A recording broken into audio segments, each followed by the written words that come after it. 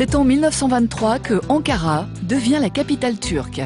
Depuis, la ville ne cesse de s'agrandir. Aujourd'hui, elle compte plus de 4 millions d'habitants, entourée d'une multitude de chats. Pas étonnant, puisque l'ancien nom d'Ankara était Angora.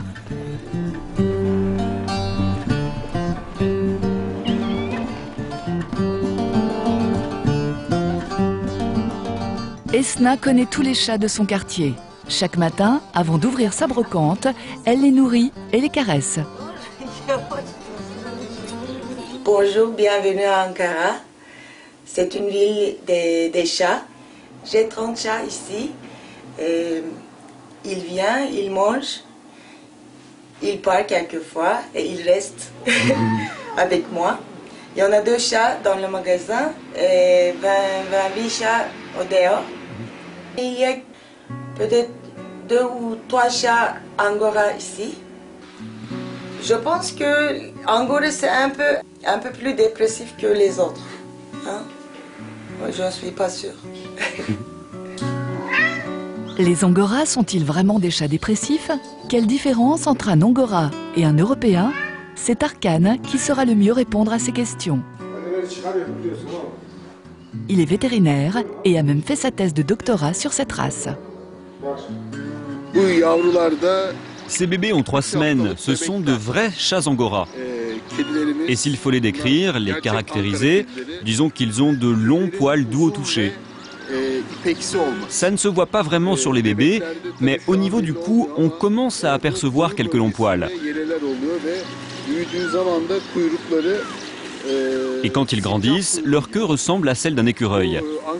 C'est l'une des spécificités de l'Angora. Sa tête est très fine, ses yeux sont bridés et ses oreilles très grandes proportionnellement à la taille de la tête. Les chats Angora sont en fait des chats très simples et très naturels. Notre vétérinaire est un érudit en matière d'Angora et plus encore. Ici, au centre d'Ankara, il a ouvert une clinique exclusivement réservée aux chats et s'est même lancé dans l'édition d'un magazine consacré aux félins. Ce magazine s'appelle Kediji. Kedi, c'est chat en turc. Les chats Angora remontent aux Sumériens. D'après mes recherches, ce ne sont pas les Égyptiens, mais les Sumériens qui ont domestiqué les chats. L'Angora, à l'origine, est une race qui n'a pas subi de croisement. Ces chats se sont ensuite propagés dans le monde entier, mais le point de départ, c'est la Turquie. La découverte de l'Angora par les Européens remonte au XVe siècle. On suppose que des explorateurs italiens ont rencontré ces chats lors de séjours en Anatolie. Ils les ont ensuite rapportés d'abord en Italie, puis en France. Au XVIIe siècle, les chats Angora sont devenus très à la mode et ont été adoptés le plus souvent par de riches familles. Voici Zili. Nous lui rendons visite dans sa famille, la famille Bora. Zili a 16 ans et a parfaitement conscience de sa beauté. Dans sa jeunesse, elle a participé à de nombreux concours de beauté et elle a su convaincre les jurés. Je t'ai manqué? Viens à côté de moi, mon bébé, viens, ma jolie fille. Vous savez, elle n'est jamais sortie de la maison. Elle n'a jamais posé ses pattes sur le bitume.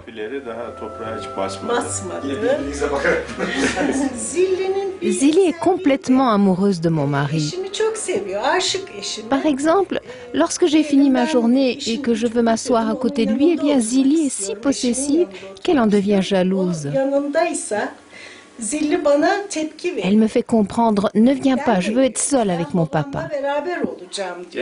Alors je la prends dans mes bras, je la caresse un peu, et là seulement elle m'autorise à m'asseoir à côté de mon mari.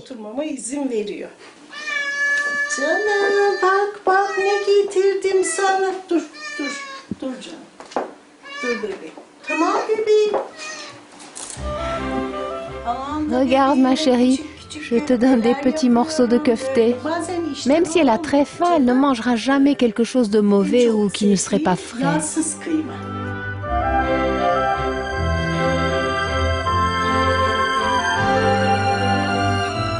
Après le repas, la sieste.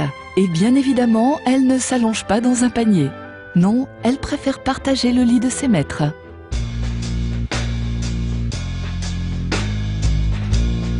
Tous les chats d'Ankara n'ont pas la même chance.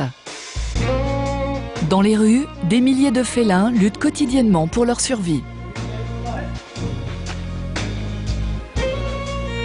Ils n'ont jamais vu de vétérinaire, mais fort heureusement, de plus en plus d'encariotes leur viennent en aide et les invitent même à entrer dans leur maison. Nous allons chez Madame Gül. Elle a de très beaux chats angora et aussi 2 chiens. Je lui rends souvent visite pour voir ses merveilles. Mais Gül, ancienne professeure d'anglais, préfère commencer par nous présenter ses 2 chiens perdus sans collier. Et oui, partout dans le monde, il existe des âmes généreuses. Je l'ai trouvé dans la rue couvert de boue. C'est pour ça que je l'ai appelé Çamur. C'est le mot turc pour dire boue. L'autre, je l'ai également trouvé dans la rue cet été. Et maintenant, ce sont mes chiens. J'aime tous les chats. Je n'ai pas de préférence pour les angoras. Je les adore tous. Mais j'aime particulièrement la nature de cette chatte angora. Elle est tellement mignonne. Elle sait qu'elle est très belle. Elle se place toujours en hauteur pour qu'on l'admire. On ne la trouve jamais sur le tapis. Elle est toujours sur l'armoire, sur la table ou sur l'étagère, exposée au regard admiratif. Dans la soirée, Gül s'occupe aussi des chats errants de son quartier. Ils l'attendent et savent que leurs ventres affamés seront bientôt remplis. Elle arpente les rues afin de tenter de leur adoucir l'existence. Il y a beaucoup de chats dans les rues d'Ankara, vraiment beaucoup. Dans certains quartiers en particulier. C'est parce qu'ils ne sont pas castrés. Les chatons naissent dans la rue et ils meurent dans la rue, souvent écrasés par une voiture. Ici, c'est un lieu où ils sont en sécurité. Mais il y a très peu d'endroits comme ça en ville. Il est impossible de les sauver tous.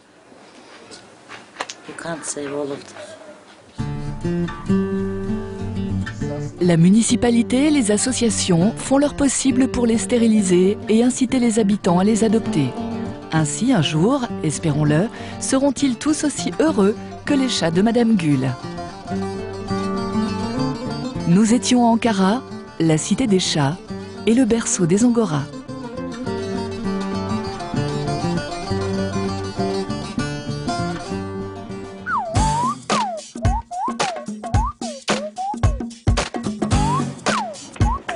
Les animaux du net sont nettement plus humains que certains humains.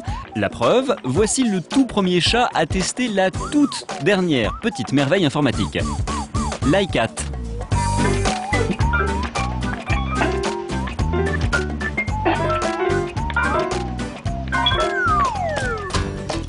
Et quand on vous dit que nos amis sont loin d'être bêtes, cette corneille nous le prouve. Elle sait confectionner son propre outil.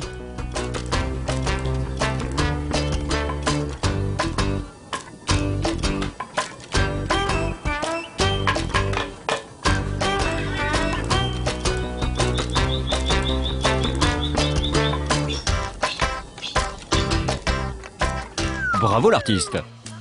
Cette maman ours, elle, n'apprécie pas vraiment que son fiston joue à chat perché. La vraie question étant de savoir comment notre ourson est monté tout là-haut, mais l'histoire ne le dit pas. Allez, descends de là. Et voilà qui est fait. Cet ami, lui, a parfaitement compris comment marche une chasse d'eau. Et celui-là, comment dérouler du papier toilette.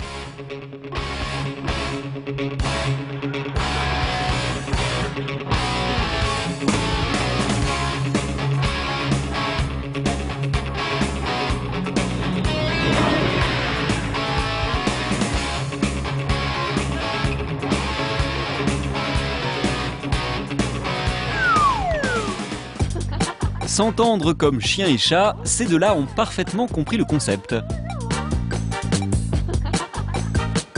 Allez, regarde-moi. Mais regarde-moi. Regarde-moi. Bon bah voilà, je te regarde. Ah, et puis tiens. Quant à cet ami,